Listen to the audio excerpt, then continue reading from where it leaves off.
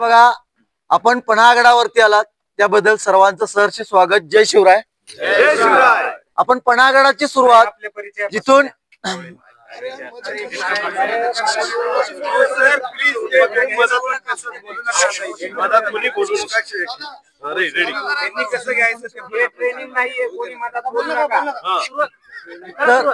तर आपण पन्हागडावरती आलात. आपलं सर्वांना आपल्याला जय शिवराय. माझं नाव वैभव कोळी. मी पन्हागडावरचं गाईड काम करतोय. अगदी लहान असल्यापासून मी गाईडचं काम करतोय. आता आपल्या पन्हागडाचा इतिहास घ्यायचा आहे.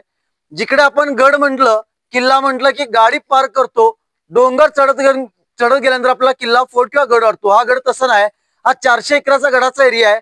या गडाला 8 किलोमीटरची भिंत आहे आणि गाडी घेऊन आपण किल्ल्यावरती 5 ते 6 किलोमीटर फिरतोय. हा किल्ला त्या काळात बांधला शिलावंशी राजा भोजने. हा महाराष्ट्रातला एकमेव किल्ला आहे. गडावरती सरकारी कार्यालय, ऑफिसेस, फार्म हाऊस, बंगले, हॉटेल, लॉजिंग सगळं गडावरती. हा किल्ला 400 एकराचा 8 किलोमीटरची भिंत आणि गडावरती आपली गाडी फिरणार 5 ते 6 किलोमीटर. त्या काळात किल्ला बांधला 1052 ते 11 ते 12 मध्ये. हजारो वर्षापूर्वी किल्ला बांधला शिलारवंशी राजा भोज. राजा भोज होता भोपाळचा. त्याने किल्ला बांधला 1052 ते 11 ते 12 मध्ये. किल्ला बांधायला 60 वर्ष लागली. किल्ला आता तळातून वापरला गेला नाही, तळातून दगडमाती वापरून किल्ला उभा केला, तर जांबा खडकावरती किल्ला उभा राहिला. म्हणून किल्ला 60 वर्षात कंप्लीट झाला आणि गडाला पहिलं नाव दिलं पन्नग आले. पन्नग म्हणजे नाग, आलय म्हणजे घर. पन्नग म्हणजे नाग आणि आलय म्हणजे घर. नाग लोकांचं राहण्याचं वास्तव्य. गडावरती नागमुनी लोक राहायचे म्हणून गडाला नाव दिलं पन्नग आले. त्यानंतर दुसरे राजे आले देवगिरीची यादव. ते आले 14व्या शतकामध्ये. त्यांनी गडावरती 2-3 म्हणजे त्यांच्या काळामध्ये गडाचं नाव बदललं गेलं. नाव दिलं गेलं या गडाला ब्रह्मगिरी. ब्रह्मदेवतांचं स्थान होतं म्हणून गडाला नाव पडलं ब्रह्मगिरी. तिसरा राजा विजापूरचा आदिलशाह, तो 15व्या शतकामध्ये आला. त्यानं 2-3 वास्तू बांधल्या गेल्या, 2-3 इमारती बांधल्या आणि गडाचं नाव बदललं. नाव दिलं शहानबी दुर्ग. शहानबी या पत्नीचं नाव होतं. किल्ल्याला दुर्ग बनवलं शहानबी दुर्ग. त्यानंतर आपल्या छत्रपती शिवाजी राजे 350-400 वर्षापूर्वी आले. हा राजांच्या आधीचा किल्ला म्हणजे 1000 वर्षापूर्वीचा किल्ला, शिलारवंशी राजाभोजच्या काळातला किल्ला. राजाने जेव्हा किल्ला 10 नोव्हेंबर 1659 साली अफजल खानाला फाडला प्रतापगडच्या पायथ्याशी. त्यानंतर राजा 18 दिवसांतर पन्हागडावरती आले. हा किल्ला आदिलशाहीकडून जिंकला आणि या किल्ल्याला नाव दिलं किल्ले पन्हागड. प्रत्येक इमारतीची नवीन नाव दिली. तर राजांच्या काळात किल्ले पन्हागड नाव दिलं. किल्ल्याला जसं नाव बदललं गेलं त्या इमारतीला नाव गेलं सज्जा कोठी. पूर्वी इमारत आदिलशाहीच्या कारकीर्दीत बांधली गेली होती. महल ही अशीच इमारत तुम्हाला अजून एका किल्ल्यावरती दिसते. ज्या ठिकाणी आपल्या राजांची जन्मभूमी शिवनेरी किल्ला आहे तिथे पण तुम्हाला अशीच बिल्डिंग दिसते. ही पन्हागडाची बिल्डिंग आहे. या इमारतीला नाव दिलं सज्जा कोठी. सज्जा म्हणजे गॅलरी आणि कोठी म्हणजे इमारत. याच इमारती सज्जावरती या, सदरेवरती या, गुप्त मीटिंग, सिक्रेट बातमी चालण्याचं ठिकाण म्हणून सज्जा कोठी म्हणून या इमारतीला ओळखलं जातं. तर त्या काळात किल्ला बांधला होता राजा भोजने. आदिलशाहीच्या कारकीर्दीत 2-3 ठिकाणे आणि राजांच्या काळात या इमारत नाव दिलं सज्जा कोठी.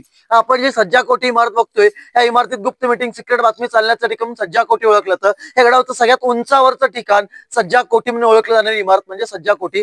याच इमारतीत छत्रपती शिवरायांची गुप्त मीटिंग, गुप्त बोलणे, सिक्रेट बातमी याच इमारतीत चालायची. याच इमारतीत छत्रपती शिवरायांनी आपले थोरले चिरंजीव, आपल्या पोटचा गोळा धर्मवीर छत्रपती संभाजी राजांना इकडे नजरकैदेत ठेवला असं म्हटलं जातं. पण संभाजी कुठेही नजरकैद नव्हते. कारण की का घरगुती राजकारण. राजांच्या पहिल्या पत्नी सोयराबाई, दुसऱ्या पत्नीला पहिल्या पत्नीच्या सईबाई, दुसऱ्या पत्नीच्या सोयराबाई. सईबाईंचे चिरंजीव हे संभाजीराजे. 2 वर्षापासून सईबाई गेल्या. यांचा सांभाळ सोयराबाईंनी केला. म्हणजे दुसऱ्या पत्नी राजांच्या आईनी सांभाळ केला गेला म्हणजे सोयराबाईंनी संभाजीराजांचा. मग त्यांना वाटतं की त्यांच्या मुलांना राजा बनावं, म्हणजे दुसरे चिरंजीव राजांचे राजाराम महाराजांनी राजा बनावं. पण छत्रपती शिवरायांचे मोठे चिरंजीव तर संभाजीराजे होते. राजांच्या नंतर राजे ते बनतील. त्यासाठी अण्णाजी पंतांनी सोयराबाईंचा कट होतो की संभाजींना राजा होऊ द्यायचं नाही. त्यासाठी त्यांनी त्यांच्यावरती आरोप लावले आणि दुश्मनाची हातमिळवणी केले. यांना सजा झाली पाहिजे, यांना शिक्षा झाली पाहिजे आणि त्यांनी दुश्मनाची हातमिळवणी केली गेली आहे. अण्णाजी पंतांनी सोयराबाईंचा कट असतो पण संभाजीने दुश्मनाची हातमिळवणी केली नव्हती. जसा पन्हागडाला सिद्धीश्वरचा वेढा होता तसा काही वर्षांना दिलेर खानाचा गडाला वेढा पडतो. मग दिलेर खान इकडे येतो राजांना पकडण्यासाठी. राजे तेव्हा इथून तंजावरला निघून गेले असतात. आज संभाजीराजांना सांगितलं तुम्ही दुश्मनाच्या कब्जामध्ये जावा, तिथल्या गुप्त बातम्या काढा, तिथली माहिती काढा. यासाठी संभाजीराजे दुश्मनाच्या कब्जामध्ये गेले आणि त्या कब्जामध्ये अडकले गेले. बाप लेखांची गुप्त मीटिंग इथं झाली. ते घरगुती कोणाला माहित नव्हतं. संभाजी तिथे माहिती काढण्यासाठी गेले आणि अडकले. पण राजांची जेव्हा माघारी राजांच्या ज्या सेकंड वाईफ होत्या म्हणजे दुसऱ्या पत्नी होत्या सोयराबाईंचं म्हणणं असं की संभाजींना राजा बनता येणार नाही, त्यांनी दुश्मनाच्या हातमिळवणी केले, यांना सजा झाली पाहिजे. यासाठी छत्रपती संभाजींना नजरकैद ठेवा. पण संभाजी दुश्मनाच्या कब्जातून यांची सुटका राणू हक्कांनी केली असते आणि संभाजींना पन्हागडावरती आणून ठेवलं. आणि राजे ज्या तंजावरून परतले गेले रायगडावरती, राजांना कळालं आपला पुत्र, आपला पोटचा गोळा धर्मवीर छत्रपती संभाजीराजे पन्हागडावरती आहेत आणि वर्ष 1.5 वर्षांना आता मी त्यांना भेटीसाठी चाललोय, माझ्या मुलाला बघण्यासाठी चाललोय. शंभूराजे या पन्हागडाच्या दिशेने आले विभागणीच्या वाटणीसाठी, बोलणीसाठी आणि पन्हागडा पन्हाळगडावरती बाप लेकांच्या आयुष्यातली शेवटची भेट 13 जानेवारी 1680 हे पन्हाळगडावरती शेवटची भेट झाली. आणि शंभूराने सांगितलं घरगुती वातावरण बिघडले गेलाय, तुम्हाला काही दिवस गडावर थांबावं लागेल, गडाचा राजकारभार सांभाळा, किल्ल्याची देखभाल करा, हा किल्ला सोडून दुसऱ्या किल्ल्यावरती जायचं नाही. आणि शंभूराने सांगितलं माझा निरोप येतो पण हा किल्ला तुम्ही सोडायचा नाही. मग शंभूराजी काही दिवस आपल्या वडिलांच्या शब्दाखातीर आबासाहेबांच्या शब्दाखातीर पन्हाळगडावरती वास्तव्य करतात.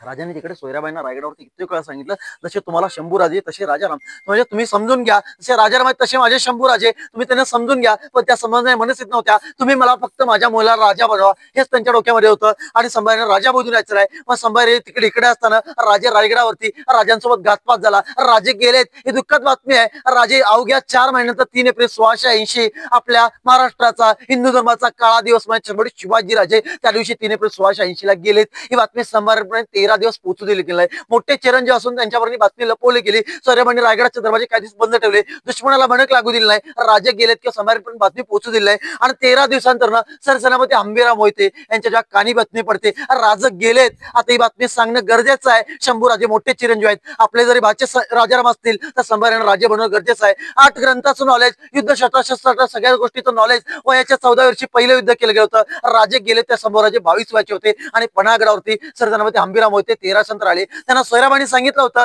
की पन्हाळगडावरती जावा आणि शंभूराने अरेस्ट करून घ्या. त्यांनी सांगितलं मी शंभूराने अरेस्ट करू शकत नाही, मी त्यांना बातमी सांगण्यासाठी सांगतो राजे गेलेत. त्यांच्या मागोमाग अण्णाजी पंतांना पाठवलं गेलं. पन्हाळगडावरती 13 संतर बातमी कळते की आपल्या शंभूराजांना आपले वडील गेलेत आणि 13 दिवस झाले. ती दुःखद बातमी संभाजींना 13 संतर कळते. बातमी त्यांच्यापासून 13 लपवले असते. त्यांच्या मागोमाग अण्णाजी पंतांना अरेस्ट करण्यासाठी आले. अण्णाजी पंतांना पहिली चूक शंभूराने तर माफ केलं, दुसरी चूक माफ केलं इथेच बजावलं. पण रायगडावरती गेल्यानंतर दुसरी चूक केली. माझ्या वडिलांनी ज्या तुम्हाला बसवलं त्यापासून तुम्हाला बसवू, पण दुसरी चूक करू नका. पण रायगडावरती गेल्यानंतर दुसरी चूक केली, त्यांना हत्ती पायकून मारलं, सोनं पंतांना जंगलामध्ये सोडलं. आणि सोयराबाईने सांगितलं आपण राणी आहात, राणी म्हणून गडावरती राहा, स्वराज्यामध्ये दखल देऊ नका. आणि तिथून शंभूराजे राजे बनले. राजे गेले त्या 22 वयाचे होते. आणि शंभूराज तिथून 9 वर्ष युद्ध पराक्रमी एवढी केली. राजांचं स्वप्न होतं उत्तर दिग्विजय, राजांनी कमी वेळामध्ये जसं दक्षिण दिग्विजय पूर्ण केला, संभाजीने रात्रीचा दिवस करून उत्तर दिग्विजय पूर्ण केला. आपल्या वडिलांचं स्वप्न पूर्ण केलं. अक्षरशः संभाजींचं नाव ऐकलं तर दुश्मन तळागाळातून हल्ला जायचा. आणि शेवटी त्यांच्या मेवण्याने पितोरी केली. त्यांचं नाव होतं गणूजी शिर्के. त्या मुखरब खान चालून आला, त्या संभाजींचा ठाव ठिकाणा सांगितला. संभाजी पन्हाळगडावरून कोकणामध्ये उतरले गेले आणि संगमेश्वर मध्ये सरदेसांच्या वाड्यामध्ये पकडले गेले. त्यांना तुळापूरमध्ये दिलं गेलं. आणि जेव्हा मुकरब खान त्यांना तुळापूरमध्ये दिलं आणि औरंगजेबाच्या हाती दिलं, त्या औरंगजेब म्हणतो काय आपण हिंदू आहात, हिंदूचे मुस्लिम आहात, तुम्ही तुमचा धर्म सोडा आणि मुस्लिम व्हा, माझ्या मुलीची लग्न करा, मी तुम्हाला राजा बनवतो. पण संभाजी म्हणाले मी माझा धर्म सोडून तुझा धर्म स्वीकारू शकत नाही, तुला मारायचं मारून टाक. तर त्यांनी तापलेल्या त्याला अंगावरती बसलं, तापल्या सह्या डोळ्यामध्ये घातल्या, डोळे काढले, अंगाची चमडे काढली, बोटं तोडली, अंगाची कातडी सोडली. त्या संभाजी देव उद्देश धर्मासाठी लढत राहिले, झुंजत राहिले, आपल्या धर्माशी मागे टाकले. आणि संभाजीने 40 नंतर मारले गेले. त्यांचे मित्र कवी कलश यांना औरंगजेबाने हलाल करून मारलं. तरी संभाजी देव उद्देश धर्मासाठी लढत राहिले, झुंजत राहिले. आज आपल्या घरामध्ये देव सुरक्षित आहेत, मग मंदिरामध्ये मूर्त्या सुरक्षित आहेत. आपल्या धर्माच्या छत्रपती संभाजीराजे छत्रपती शिवरायांच्यामुळे यांचं काही दिवस या इमारतीमध्ये वास्तव्य होतं. म्हणजे या इमारतीला नाव होतं सज्जा कोठी. सज्जा म्हणजे गॅलरी आणि कोठी म्हणजे इमारत. गडावरचं सगळ्यात उंचावरचं ठिकाण 15 ऑगस्ट 1901 झेंडा लावला होतो. संभाजींनी काही दिवस वास्तव्य केलं होतं. संभाजी नजर काही नव्हते, गडावरती राहायचं, संध्याकाळच्या वस्तीला इथे यायचं. ही समोर जी इमारत आहे भाटारखाना म्हणजे किचन रूम म्हणलं तर हे आपल्या भाटारखाना म्हणजे किचन रूम. ही 3 मजली इमारत आहे. तर आपण ही 3 मजली इमारत वरती जाऊन बघूया. मागे गेला की तुम्हाला ज्योतिबाचा डोंगर दिसेल, ज्या ठिकाणी सूर्य दिसतो त्याच्या खालचा डोंगर ज्योतिबाचा, आणि त्याच्या मागे पावनगड, पन्हाळगडाचा रमीभाऊ युद्धात फसवेगिरीसाठी बांधला गेला किल्ला म्हणजे पावनगड. जाऊन ओके.